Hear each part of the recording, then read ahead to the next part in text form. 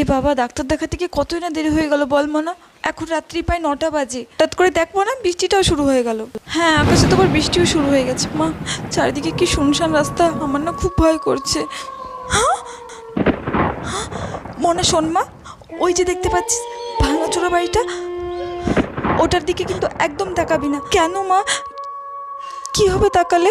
আমি যা বলছি তাই কর, সোজা চল। তুই জানিস না মা ঘটনা, কি ঘটনা মা বলো না। শোন তাহলে, ওই যে দেখতে পাচ্ছিস ভাঙাচোরা ওই বাড়িটা, ওইখানে একজন ভদ্রলোক আর ভদ্রমহিলা বাস করতো। সে অনেক যুগের ঘটনা, প্রায় 10 বছর।